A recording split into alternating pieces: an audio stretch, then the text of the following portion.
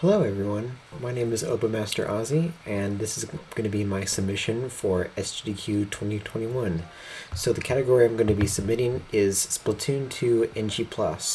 So, first I'll kind of explain what Splatoon 2 NG+ is, and then I'm going to be doing a commentary over a run that I did that's kind of gives a good showcase of what the running category is. So right now here I am in the single player, the hero mode category, or the hero mode in Splatoon 2. So what NG Plus is basically we play all the levels in the single player from a completed file. In the single player, we basically have weapons that we can upgrade and subs that we can unlock. So because we are doing an NG Plus category, all the weapons are fully upgraded. We have all the sub weapons, and we can skip all the cutscenes. And it's a category that is a lot of fun. It's I know so many people who run this category, and it's their favorite one in out of all the categories in Splatoon 2. I've been running it for quite a few years now, and it's always a category that I come back to because it's just so much fun to run. So yeah, basically just and by the way, these are also the runs we use for ILs in the game too, because each run of every level is going to be the fastest that we can possibly go in the game. So it makes for a really fast-paced run. It's very cool and exciting, and I think it would be a great addition to GDQ. So even though we have about 9 weapons in total that we can use, we're only going to be using 3. The first one is going to be the one that I have, my Inkling has in my hands. This weapon, the Hero Shot. This is basically this is your basic automatic splatter shot type weapon. You know, and it has because it's fully upgraded, it has an incredibly high fire rate. So this is definitely the fastest for let's see, killing enemies pretty quickly and laying ink on the ground so you can swim for it. So very good for speed and mobility. The second weapon that I'll be using is the I'll use this weapon next. This is the dualies. It is a weapon that was new to Splatoon 2. It is very similar to the Hero Shot. It has just a fire rate that's a little bit less frequent than the Hero Shot. But the main reason why we use it so much is so we can do the dodge roll mechanic, which is basically you can do this. You can dodge the side, and that mechanic will be taken advantage of a lot in the run, and you'll see examples, many examples of it when I showcase the run. So we'll be using that mechanic a lot. And the final weapon that we'll be using is the Hero Charger. So this is basically your typical sniper weapon. It's very good for picking off enemies at a long range and getting across, and it's mostly just for its range and accuracy. Because one thing that you should know for a lot of Splatoon 2 runs is that a lot of the weapons have something we call shot RNG, which is basically, when you shoot a weapon, all the different, like shots of ink that come out do have a bit of RNG to them and how they get shot and placed on the ground. But what's very notable about the Hero Charger is that its shot is the most accurate to any weapon. The ink that it places down after you shoot it is technically RNG, but it's usually pretty consistent and it does its job well. So because the way the single player works is, as you progress, you basically unlock every level, then play it. You play the levels go through this big obstacle course that kind of showcases a certain mechanic in the game. Then you defeat that world's boss, and then that unlocks the next world, and you play all the levels in that world, unlock the boss, move on, and so on. And there's 5 worlds total. So during the run, I'll basically be playing all the levels, including the boss, in not a very particular order. And then I'll just be going from world to world, and then I'll finish off with the last level. And the time ends once I have finished playing the last level. So there's really no overworld movement that's involved in the speedrun. It's all about the levels. It's just all about getting through each level as fast as possible, as fast as you can. So anyway, let me pull up the run here, and we'll watch it together. Let's see. So here it is. So this is the setup that I have. And this is basically my typical stream setup. I have my splits to the side. I have my name in a few places, and here's my gameplay right here. So yeah, let's watch it. So right here, I start the run immediately from the menu select in the hub world. So that's when the category starts. Here I spawn in the single player, and then we enter our first level, level 3. And this we start off with the dualies. So this is a cycle-based level. I'm going to be here. As you can see, I use a dodge roll to basically force myself to the ground faster. That's a lot of the reason I'm going to be using the dualies, and also to jump on grind rails too. But we'll see a better example of that later. Right there, I use it again to dodge roll into that boost pad. So the main cycles in this level are these ink pillars that come in and out. So right here is one that I can just avoid, and right here is our first cycle, because if those ink pillars are extended, then you cannot get up that wall. Right here I dodge roll again to get to the ground faster, dodge roll into that boost pad. This is a good example. I think this is the best example or variety of examples on why the dualies are so important. And then that was the last cycle right at the end with those pillars coming in and out pretty quickly, and I'll be finishing off with a 103. Pretty good. The world record on that level is a 1 minute flat, or I think someone just got a sub minute too.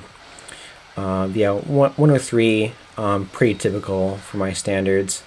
Next, as you saw there, I just switched to the hero shot, and I'll be entering level 2. The reason why I started off with level 3 is because that's usually a pretty hard level. So we usually a lot of people do it first to get it out of the way. So next we have here level 2. This one mostly is focused on sponges that inflate when you shoot them and deflate when enemies shoot them. Here we're using the hero shot because we mostly need the fire rate, because one ink shot will inflate part of the sponge, but so the quicker you shoot it, the faster it will inflate. So that's why the hero shot and its fire rate is key. Here I actually went down to a super jump pad to super jump up, kind of skipping walking along this great rail section.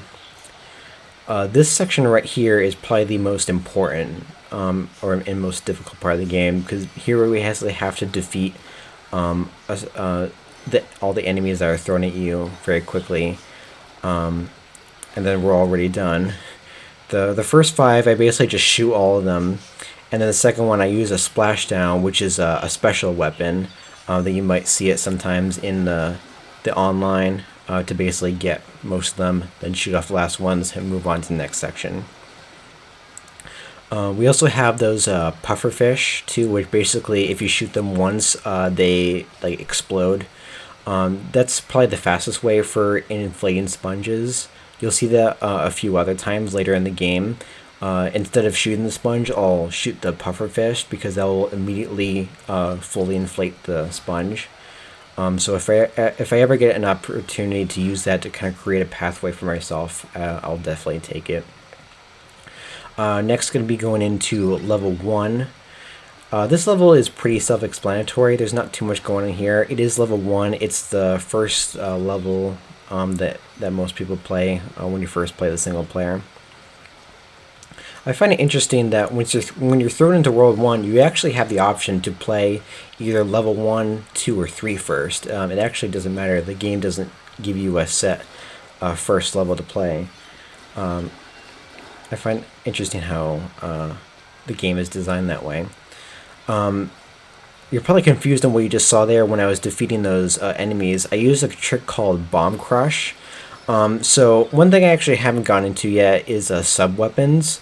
We're actually going to, as you can see in the bottom left corner, those are all the sub-weapons that I have. We have the Splat Bomb, which is basically kind of a regular grenade-like bomb. You throw it, and then in a couple seconds it will explode. We have the Curling Bomb, which you have probably seen me use many times already. It basically just creates a straight line of ink in front of you. So you're going to see me use that a lot in this run, like right there. It's the best way for mobility. And yeah, I use it again right there, and it actually activated that pufferfish to create that pathway for me. And there's also the Auto Bomb, which what it does, it basically, if you throw it, it basically tracks down an enemy and then explodes. I'm going to be finishing off with 129 here, pretty good. Also, I forgot to say, I was talking about Bomb Crush earlier. I think that's the only time when people usually use that trick. Basically, we have boxes in the game, and they kind of, they obey gravity. If you shoot a box under it, then it falls down. So what we do there is, if we throw a bomb under a falling box, then it actually explodes immediately. Because usually, if you throw a splat bomb on the ground, then it'll explode after a couple of seconds. But if a bomb drops on the bomb, then it'll explode immediately. So we basically take advantage of that to kind of to defeat those enemies. Anyway, right here, I am fighting the first boss. His name is Octo Oven. He's a very interesting design for a boss fight in Splatoon. And something you've already seen me use is the charger. Because what we usually have to do is, once he makes an attack to extend these loaves of bread out, we have to climb on top of him, then shoot or kill the tentacle on top of him. That's kind of a format that a lot of bosses use. You basically have to shoot the tentacle somewhere on the boss, and that ends the phase. And there's 3 phases in total. So anyway, usually you have to climb on top of Octo Oven to shoot the tentacle, but with the charger, we have the range and we can just shoot the tentacle from the floor. So that's the fastest way to get him. Finishing with a 111. That's pretty average for me. For the strats that I used, I think the best time to get is a 110. You can shrink it down a couple more seconds with some other strats like throwing bombs on top of Octo Oven too, but I don't go for that. So anyway, I'm going to be moving on to World 2 now. I'm going to be starting off with level 6. This is one of the levels that why the charger is so important, because right here we have these items called grappling hooks. So basically, if you shoot them, then you basically get whiffed off to the next platform. And you're gonna see me using that a lot to get to each platform. We're shooting one, get to the next section, and so on. That's kind of like those are basically kind of introduced in this level, so that's why it's pretty basic. But you're gonna see grappling hooks a lot later down the road. Oh, and also coming up here, what makes this a pretty interesting level is the skip I'm about to do. It actually skips the last third of the level. It's probably the biggest skip in the entire game. I got a stingray, which is a special, and I'm going to be doing this.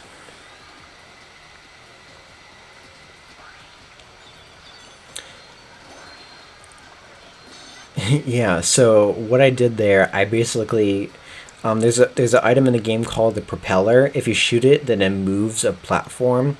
So what I did there, I used the stingray to shoot a propeller, guide a platform that's carrying the zapfish over to the left, then using the stingray to shoot a grappling hooks, which actually works with the stingray. It actually takes you over to that grappling hook, no matter how far it is, and you get whisked all the way across the rest of the stage to that grappling, and then with the platform right next to you that I just guided over, I shoot the grappling on top of that platform, then grab the zapfish. It's a really cool skip. Right here is level 7. I switched back to the dualies.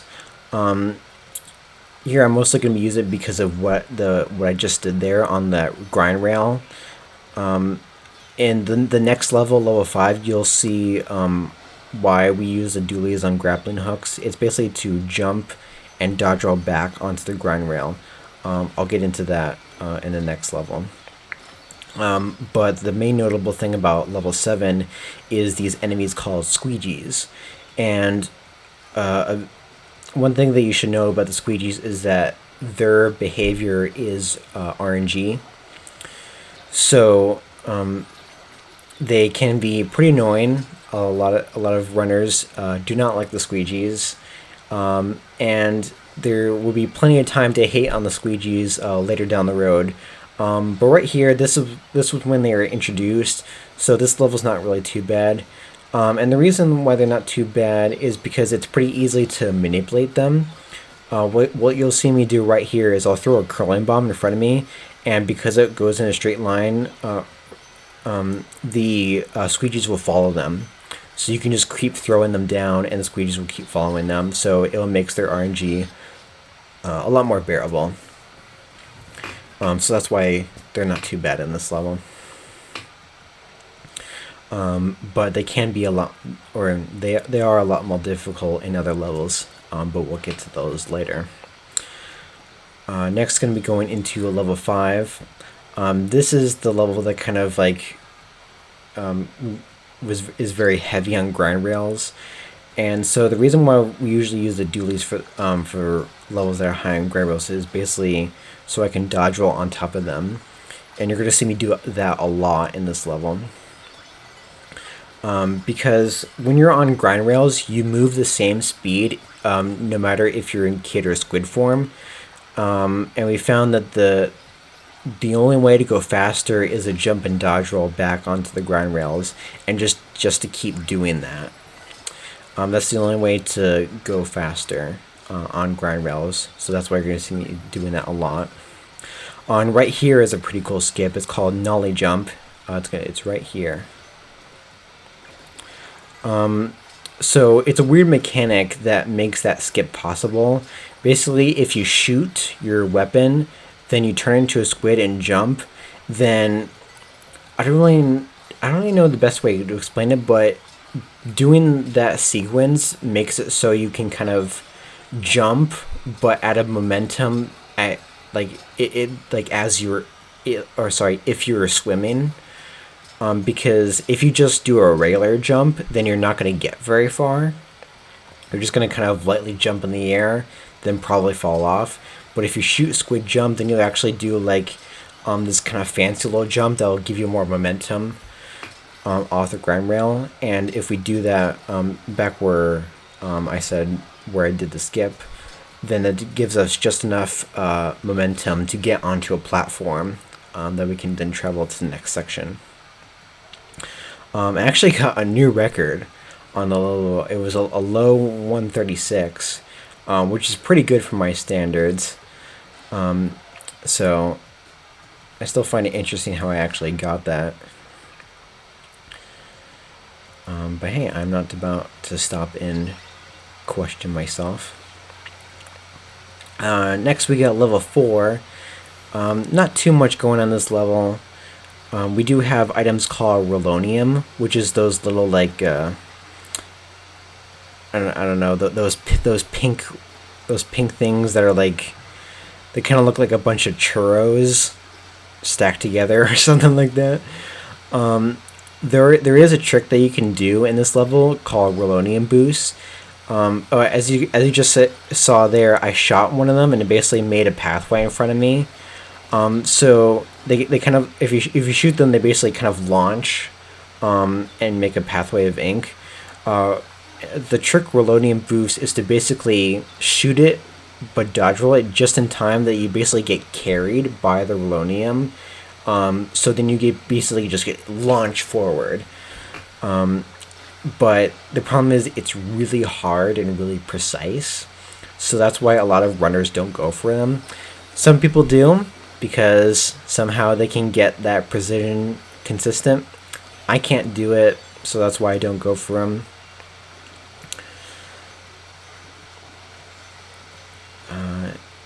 And yep, that is the end of level 4. 122, not bad. Yeah, not bad for not doing any of the Relonium boosts. I think the best possible time to get without doing the Relonium boost is a 120. Going to be going to level 9 next. This is going to be our first Octoling level. So basically we have these enemies called the Octolings, and they're kind of like CPU Inklings, but we call them Octolings because in this game, octopuses are like the bad guys, in the story. And so Octoling levels are basically, we play in like a multiplayer map. This one is known in the online game as the Reef, and we basically have to collect 8 mini Zetfish that are scattered across the map. And that's what I'm doing here. And Octoling levels are pretty cool. They're very fun to watch in ILs. Because it's instead of like this this long linear obstacle course, you're basically thrown into like a single open map, and you can kind of just choose whatever route you want. So it's very interesting seeing some of the routes that people have came up with that are that are the fastest for getting all 8 mini Zetfish. So yeah, that Octoling level is not too hard. It's the first one that we encounter in the game, but they do get harder down the road. This level is level 8. This is where we're introduced to these items called Octofurlers. It's these things right here that kind of roll out when you shoot them. They also retract when enemies shoot them. We're going to see me use them quite a lot. Here I actually do a little boost. I throw a bomb, and that bomb fully extends those Octofurlers. It's a bit faster because that particular Octofuller was really long. So if I just swam across it would take a while. So that bomb and basically getting on the Octofullers kind of boost myself and makes me go a little faster. This section right here is a bit annoying because for a speedrun, the ideal route is to try to shoot as less shots with the cannon as possible, and those enemies at the top are right next to the Octofuller that you're trying to extend out, so you have your pathway to the Zetfish. And I find that a lot of times they shoot the Octofuller before it gets a chance to come out. So sometimes I have to get back in the cannon and shoot it again so it can extend out, and that wastes time, obviously. So that level can be a bit annoying. Here is our second boss, Octo Samurai. This guy is by far the easiest boss in the game because instead of just waiting for him to show his weak point, all you have to do is basically just shoot him. So that's why we're using the hero shot because it's got the fire rate. And you see right there, the phase started, and then I immediately just owned him. Just right away. That's why this fight is so easy, because we basically completely destroy him in like a single swift. Like, see right there, the phase started, and then 2 seconds later he's done. Yeah, so that's why it's so easy. 41, pretty good. I think my best time in a run is 40. World record is 39 seconds. But you need like an absolutely perfect run to get a 39. Alright, going to be moving on to World 3. Going to be starting off with level 10. World 3 is, pretty infamous because while I don't think it has like, while I don't think it contains like some of the hardest levels, it's definitely the most consistently hard world, because every level in this world is a challenge in of its own. Like there's no easy level in World 3. Yeah, this is definitely where a lot of runs go to die, because it's still at this point it's still technically in the early game. Let's see, this level is not too bad. The only place that's a bit hard is the cycle.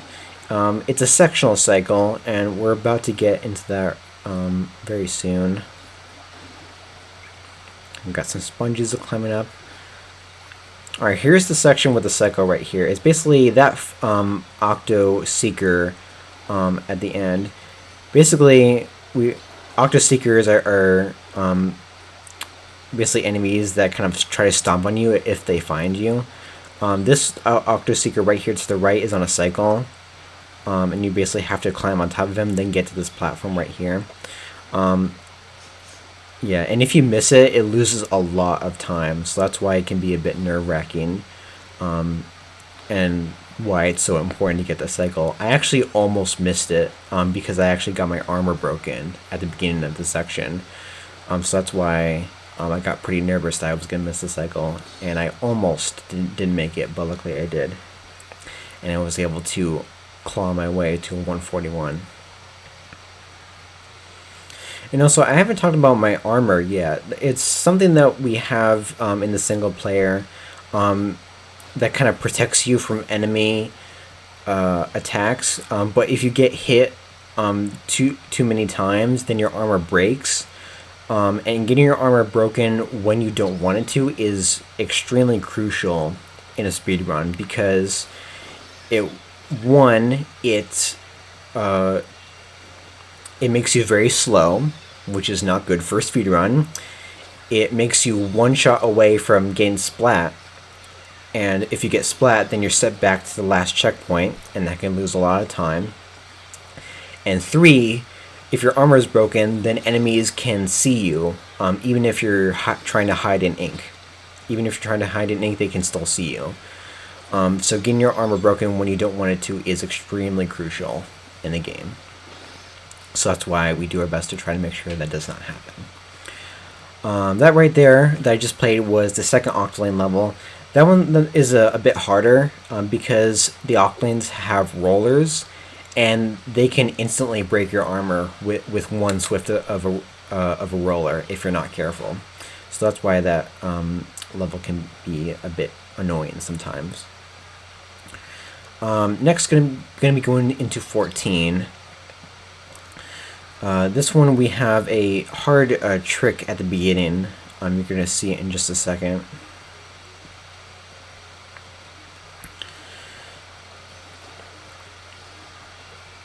Let's see, it's going to be right here. It's called Car Wash Skip. I'm basically going to get into this little tricky spot and basically just damage boost my way up. That trick is hard because you basically just have to spam the jump button in order to kind of boost yourself out. And it saves like 5 seconds, but loses like around 20 seconds if you fail it. So that's why it can be kind of a, that's why it's a high risk trick. Here I'm just kind of avoiding this Octo Sniper. No, this is one of those levels where the weapon used is this kind of it extremely varies between runners. Some use the charger for accuracy, because you do need a bit of accuracy in the level. Uh, a lot of people use the shot because of the fire rate is really good for the level. Um, but I actually myself discovered that the dualies is technically the fastest weapon to use for this level, because we do get on quite a few grind rails, especially this one. This one takes you to the end of the level, and the dualies is a lot good for going faster on the grind rails. But it is high risk for using the dualies in 14. But I just got consistent in it, and I found that it just works, so I kept doing it. I believe I got a 145 on 14, which is pretty good. Next, gonna be going into 12. This one basically involves these bounce pads, which if you jump on them, they bounce. There's a few different mechanics that I'll be using concerning the bounce pads. For one, if you swim off a platform onto the bounce pads, then your momentum actually carries. And that's the fastest way to travel across the bounce pads. Because if you actually just jump on them in kid form, you'll actually travel slower if you're trying to move forward.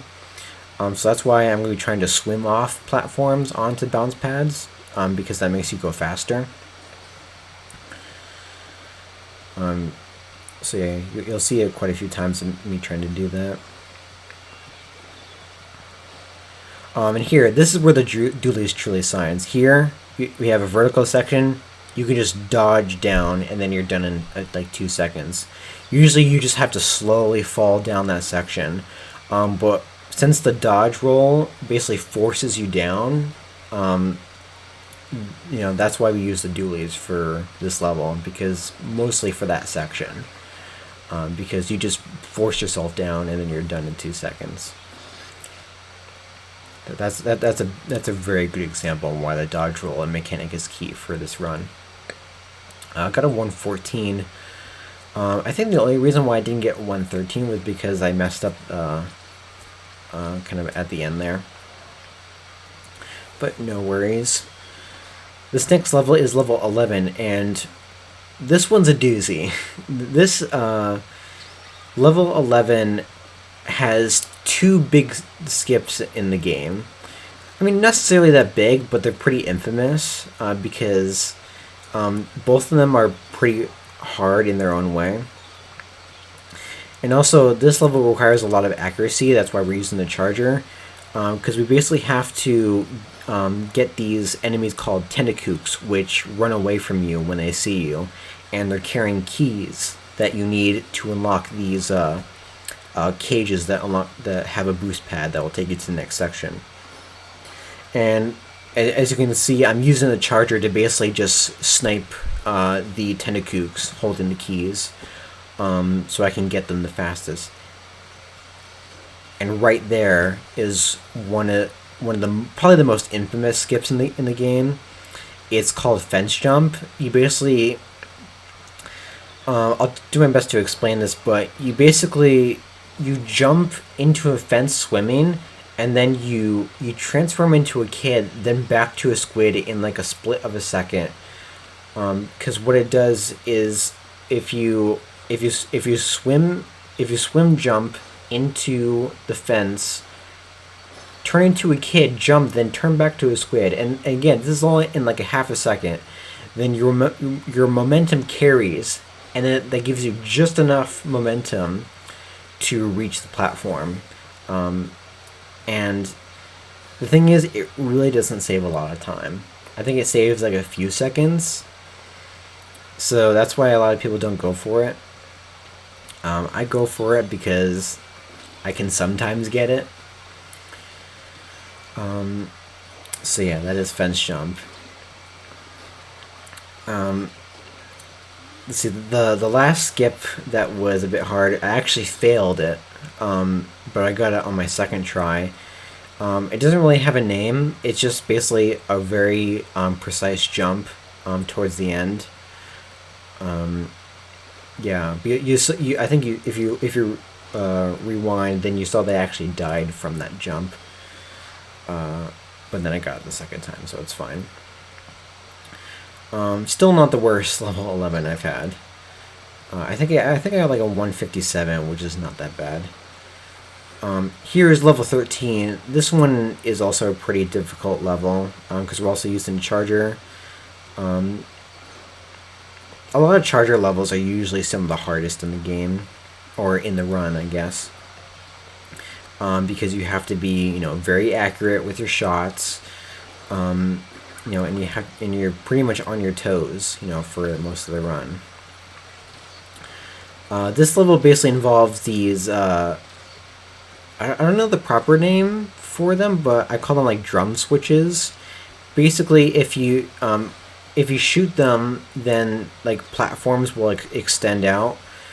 And the most notable thing about the Charger is if you just in just one shot, the platform. If you shoot the drum switches once with the Charger, then the platforms will fully extend. So that's why the Charger is mainly key, and also for range too, because especially you'll see towards the end, they'll have to snipe a few grappling hooks that are very far out there. You'll see an example of that in a second. But here I have a bit of a struggle trying to get past that flutter back there and getting up some walls. Right here is a pretty cool skip. Yeah, that grappling is just barely out of reach, and the way to get it is to jump, then shoot. It just gives you just enough range to get that grappling hook up in the air. But unfortunately, I lost even more time because I struggled a bit on movement in that level. Here is the final level in World 3, the third boss, Octostomp. This guy is probably my least favorite boss because he's only like 10% RNG, but that 10% just can make quite a bit of difference. So he can be pretty annoying, at least to me. I do not like this guy very much. I actually almost got the quick kill right there, because basically what you have to do is shoot the buckle to get rid of his armor, so you can access his weak spot. But I was not able to get a quick kill. Yeah, here again, I'm just trying to shoot the buckle as much as I can until his armor is broken right there. So I can then shoot his weak spot and end the phase.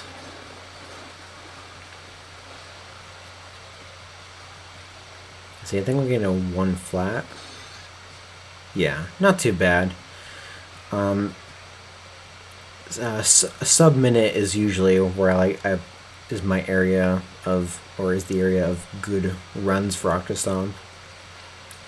A 1 flat is not bad.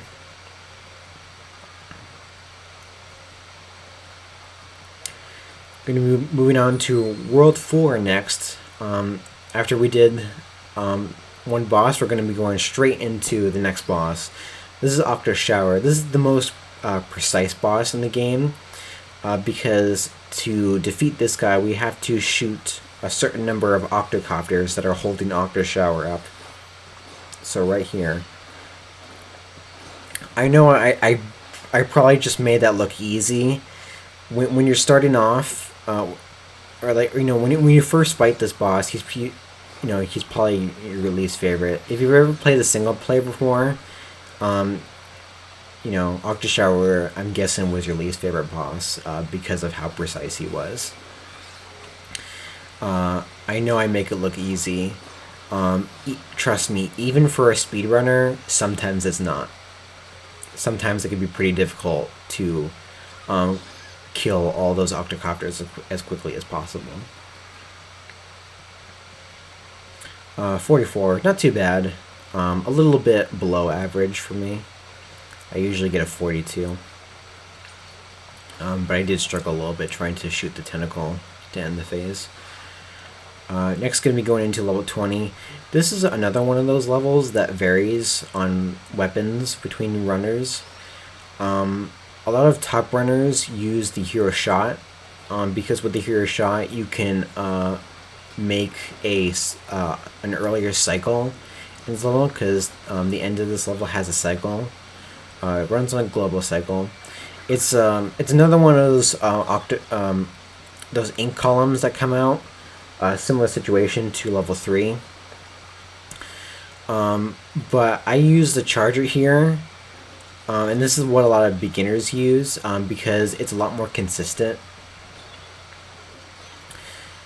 You know, I do hope that I can. I did use the hero shot for quite a while, but then I actually switched back because a lot of runs just started dying on this level, and I got pretty frustrated with it, so I switched to the charger because I just didn't really want to have runs die in this level anymore.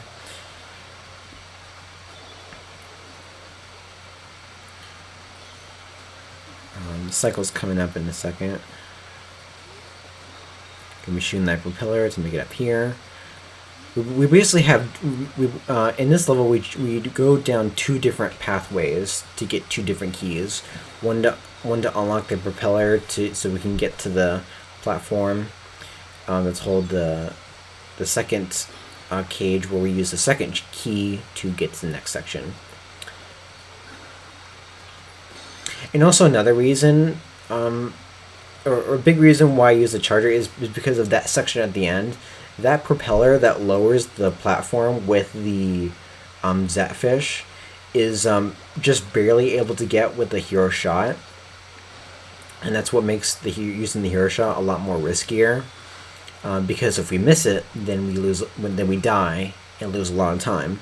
But, you know, obviously with the charger, you have a lot more range, so it's a lot easier to get it. So that's a big reason why a lot of beginners use a charger, to make that part a lot more consistent. Here we got 21, another Octoland level. It's on, I'm guessing, everybody's favorite stage, Moray Towers. Who doesn't love Moray Towers?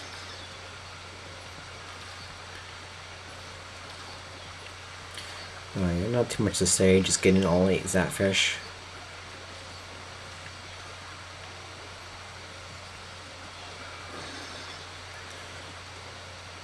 We are moving through the stage.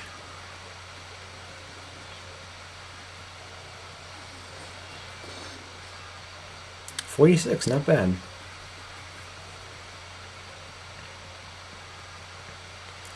Moving on to 16 next. This level has, or was kind of the introduction to the bowling balls, which is a very interesting. It was a very interesting new mechanic in Splatoon 2. We only see them a couple times in the game, but they can be very frustrating if you don't know what you're doing, because you know, in this level in particular, we're on very thin pathways, and the bowling balls can easily knock us to the side and, by extension, off the map if we're not careful. There I throw a bomb to kill those 2 enemies, because those can be pretty annoying. And also, this level has a global cycle too. That I'm about to get to. It's this platform that's moving up and down. In the NG Plus category, it's usually pretty easy to make the cycle. When you're in 80%, it's a lot harder. But that is a different category for a different day. Yeah, after this, just try and get past the giant bowling ball before I have to deal with it. And here, this section can be annoying because you're trying to go uphill, so it's hard to see what bowling balls are coming at you. So you can definitely get hit by one if you're not careful. Finishing off with a 120, not bad. Moving on to level 17 next. Level 17 doesn't really have that much going for it. It's got some. It mostly just has platforms that are just rotating on their own. Sorry, my nose is itchy. So yeah, you'll see them right here. It's just platforms that are just spinning around. So it's not really that much of a cycle level. It's just if you go fast enough, you'll get the same setup every time. If you do mess up, it is a bit unfortunate, because if you do mess up and go slower, then when you get to the next section, all the cycles will be different. So you know, it's one of those levels where if you mess up once, you'll mess up multiple times. Other than that, not too much going in this level. Gonna be dodge rolling on a grind rail right here.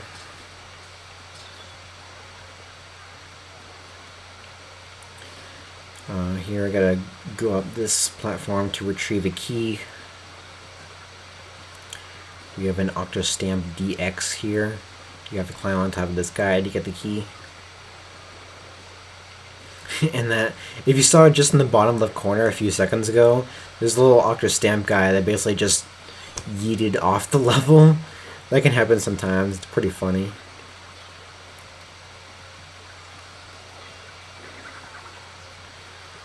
Yep, and here it's going to climb onto this platform. That fish is just up ahead. And boom, going to be finishing with a 131. I almost always get a 131.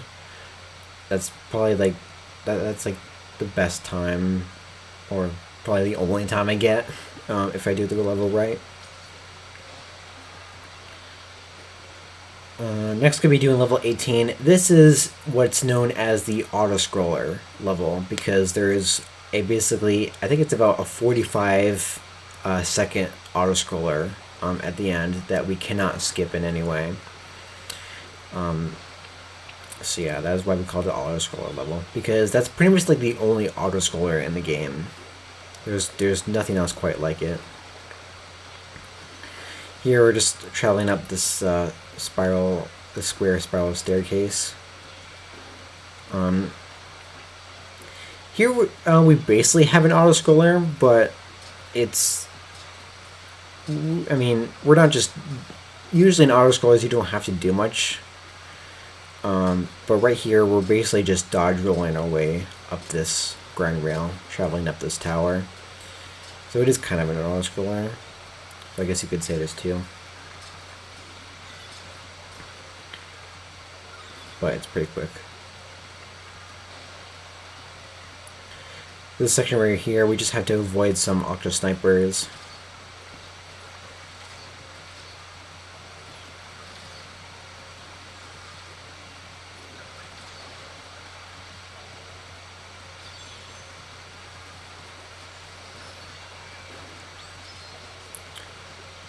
Alright, very nice. And here is the auto-scroller. We're basically just going to be waiting here. Not doing much.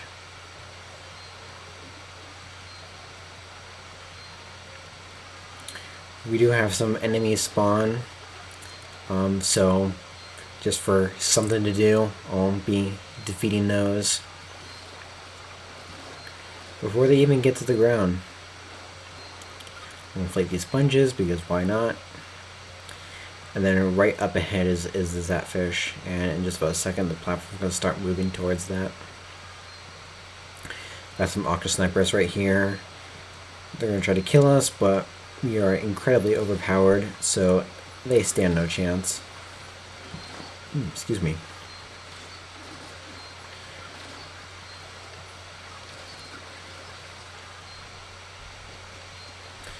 And yep, I'll be trying to jump as early as I can to get to the Zatfish platform, and ending with a 218. Not bad.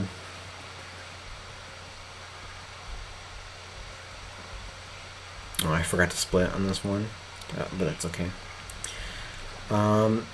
Lastly in this world, but certainly not least, we have level 19.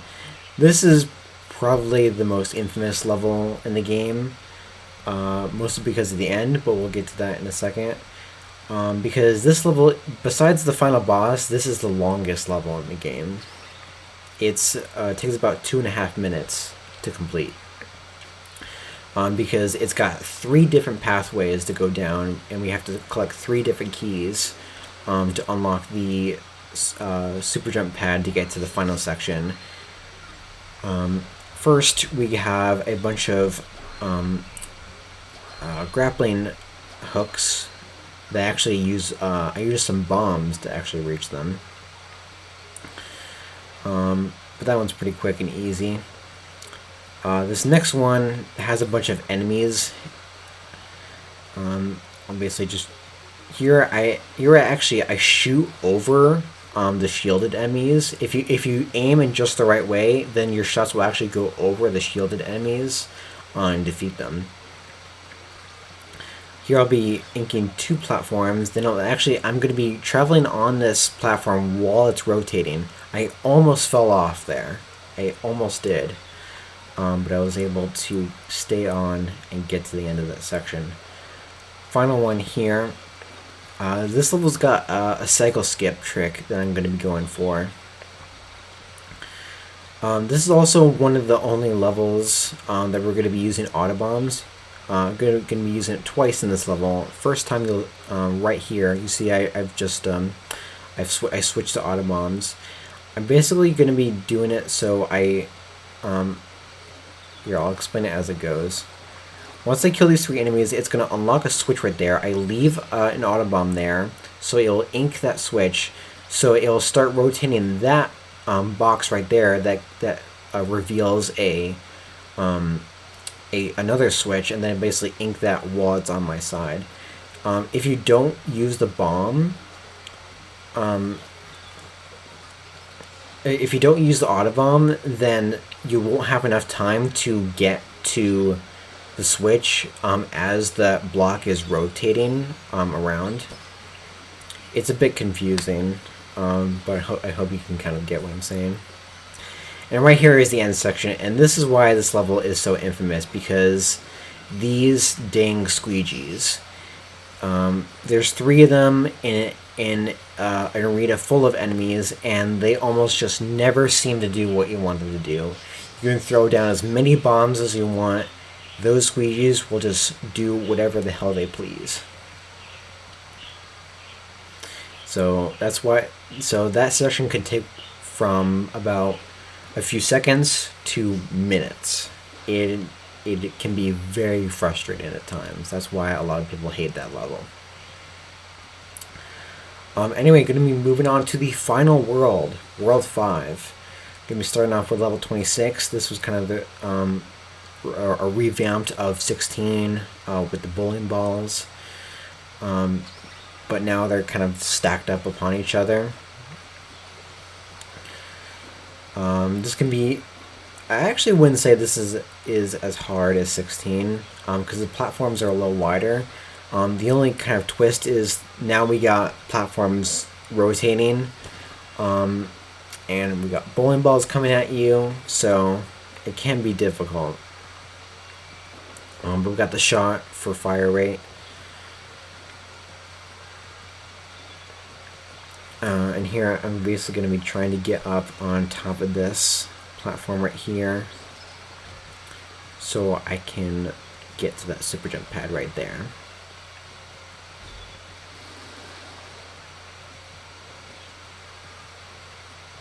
Just skip over to this geyser, make way up there. Gonna dance around those bowling balls here. Here's the final section where we got giant bowling balls.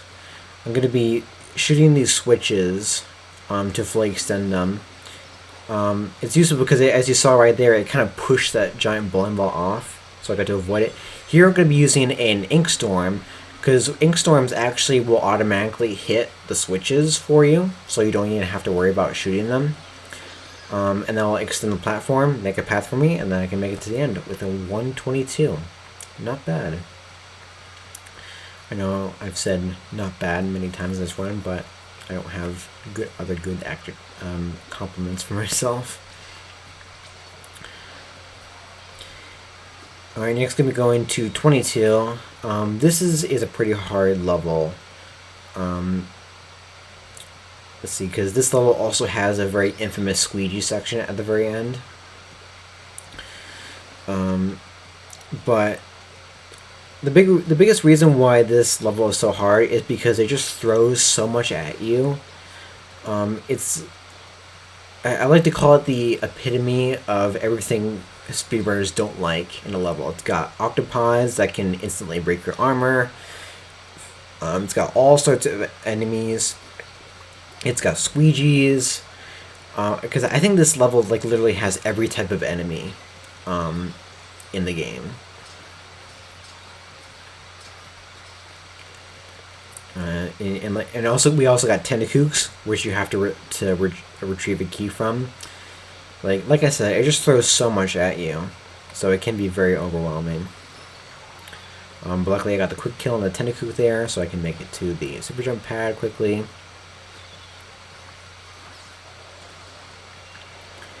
Here we got a fight section. This can be annoying because we got basically a shielded enemy who dashes.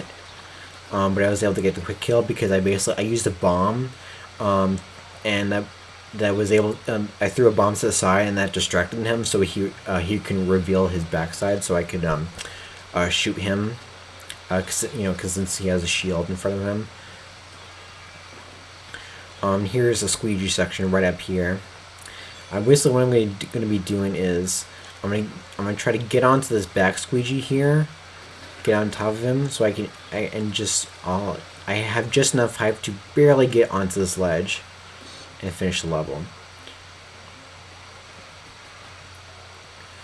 Even though it's a bit hard, that section can actually be pretty consistent if you do the same thing every time.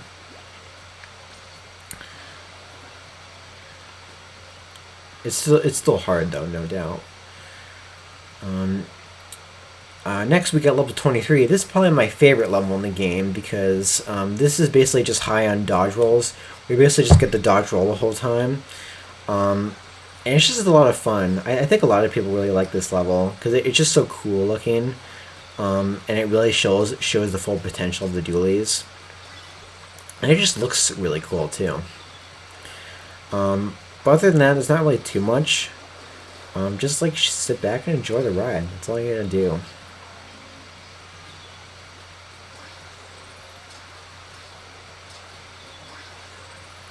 Just kind of dodge roll these, or dodge these ink columns. There, I basically just damage boost my way there. You might have noticed a couple times during the run I didn't kind of intentionally break my armor. It's because there's a mechanic in the game where if your armor is broken and you reach a checkpoint, then your armor instantly gets restored. Those are a few exceptions to or a few times when breaking your armor is okay. As long as there's a checkpoint nearby, then you can instantly restore your armor. So you can basically do a damage boost, break your armor, instantly get it back because there's a checkpoint, and then move on. So yeah, there was a few times where we have done that.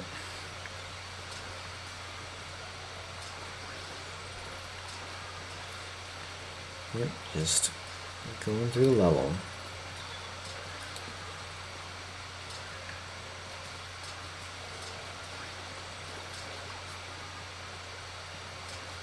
Yeah, I'll just let this play out. I think it doesn't really need explaining.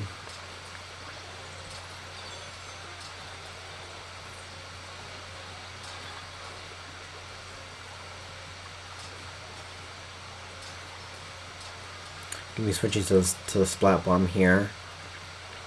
I throw a bomb right there so we can kill those guys.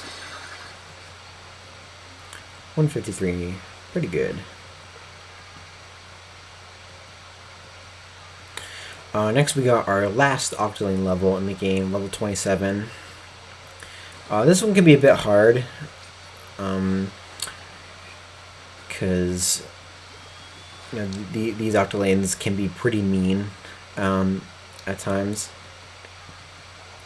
So that's why I'm probably going to go for a few extra armors in the level, so I can protect myself from attacks.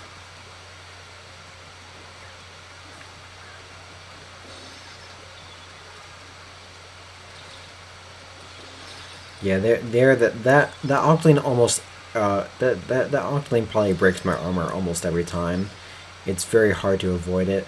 Luckily, the Zapfish right there, and also another thing, if you get a mini Zapfish, if your armor is broken, it gets restored. So that's why that situation doesn't usually resolve in me getting splat. But I got an armor back there just as an extra protection. And there it is. The level's done.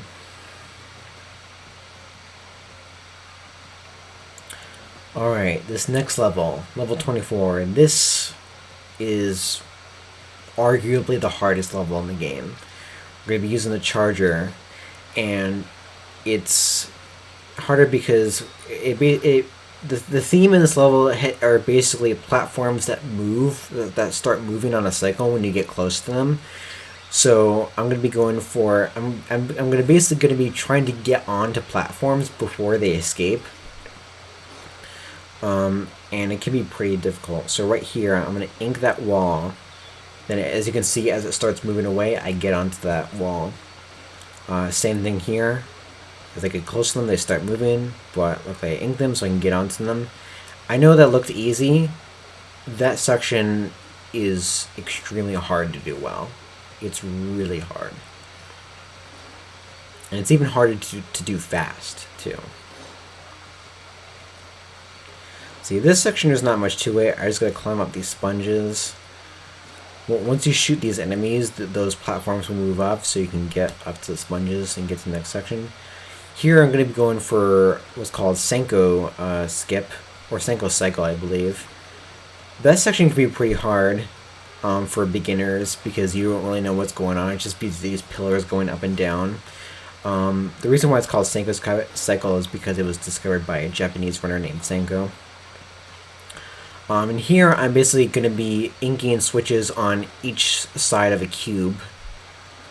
But luckily with the charger we got the range so we can get all of them pretty quickly.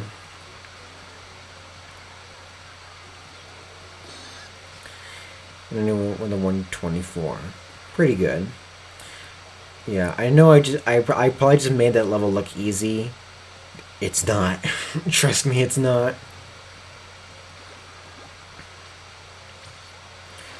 Alright, final regular level of the game, level 25. This one is not as bad as 24, but it's also not an easy level. This beginning section can be a bit hard because there's a bunch of enemies, and I basically have to retrieve a key. I'm about to make this look easy, but I'm just going to be weaving between all these enemies. It's easier when you do it fast like that, but if you get stuck, like if you get your armor broken, then there's no going back.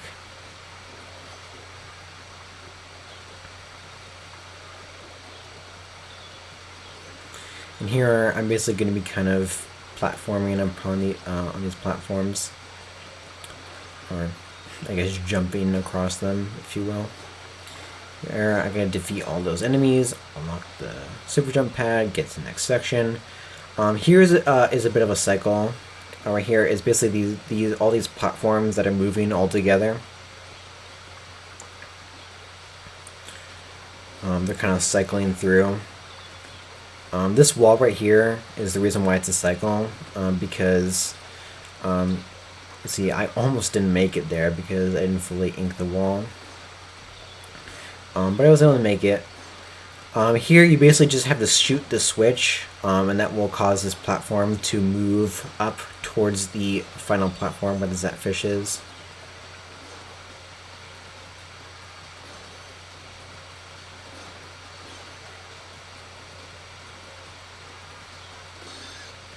Finishing in 132. That's only 2 seconds away from that level's world record.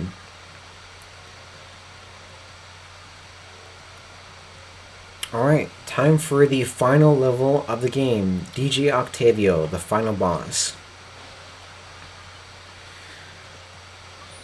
So we have, two categories of NG Plus in the game. We have regular NG Plus and NG Plus Octavio-less. Now you might be wondering, why do you have that? Well, it's because something you should know about this boss, DJ Octavio, is that he is completely RNG. His entire behaviors are random. How it works is you basically have to, there's 4 phases. You have to shoot 8 glowing fists that he throws at you. Now, he could shoot glowing fists, but he can also shoot spinning fist, which you can do nothing against. He can shoot bombs at you. He can do a shower attack at you, which basically just charges at you. And he can do all sorts of things. And it's completely random whether he does the things that you want and the things that you don't want.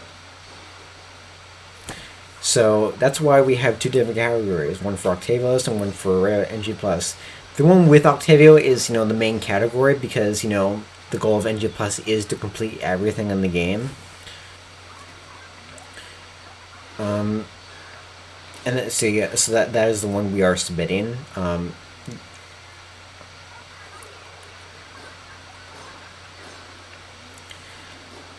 So, as you can see in my splits right there, I am a minute ahead. This is not my PB. My PB is a 104.28. These splits just have a 105 on them. Because you can complete the levels in any order you want. There are different routes. You can play, like for example, you can play Octavio first. That's what a lot of people do. They complete Octavio in the early game to get him out of the way. But for the route that we usually use in like races and marathon runs, we use the World in Order route because it's kind of more in the sake of tradition, playing the first levels first and the final boss last and everything, So that's why I'm submitting it like this.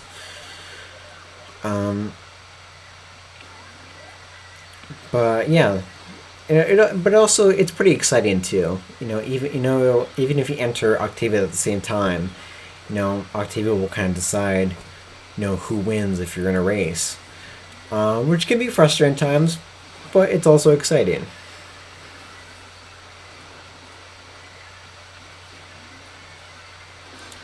Let's see. Here, I believe I'm in phase 3 here in Octavio. We use the charger because then we can just snipe the glowing fist just as he shoots them. So, other than him being RNG, there's really not too much to this boss. You just gotta snipe the glowing fists. Once you hit any of them, you move on to the next phase, and that's about it.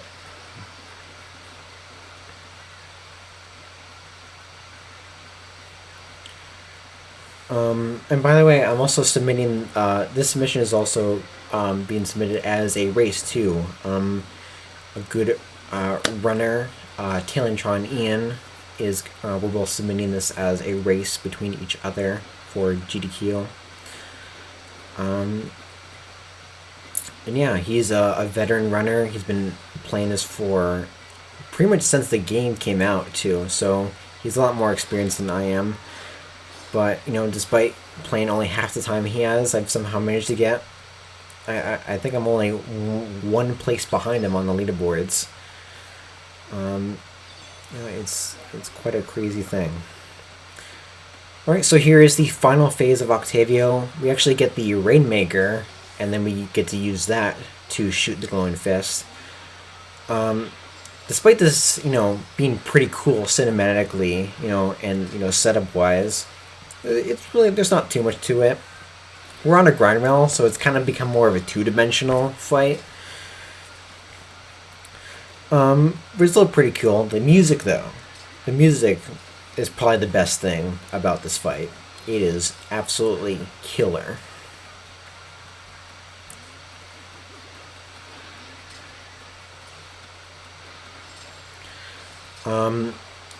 So I'm about to lose a bunch of time in my splits because in this Octavio fight, the RNG was, I'd say, average. I think the world record for Octavio is like a 4 minutes and 10 seconds something. I think it's between 4 minutes and 10 seconds and 4 minutes and 20 seconds.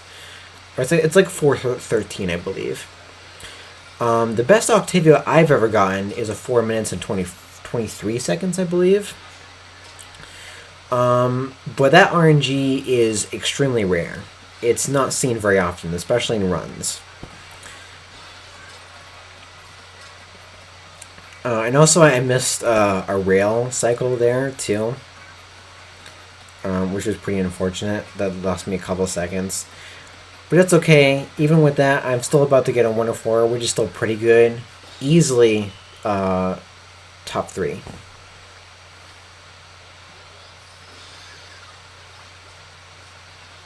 And that is it.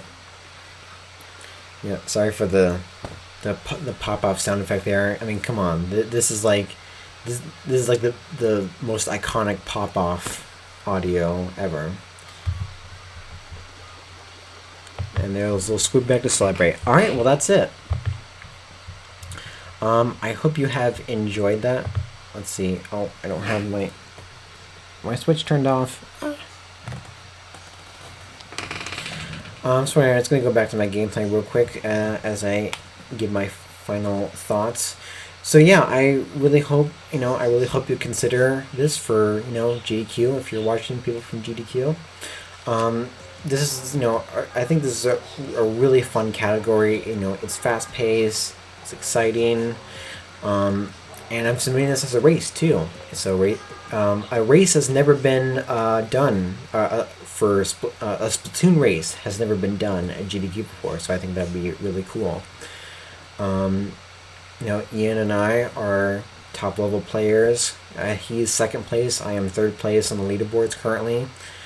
So yeah, I think it would be really cool. So yeah, I've shown you what the run is like. If you want, you can also check out his video too. I think he does a better job of explaining it than I do.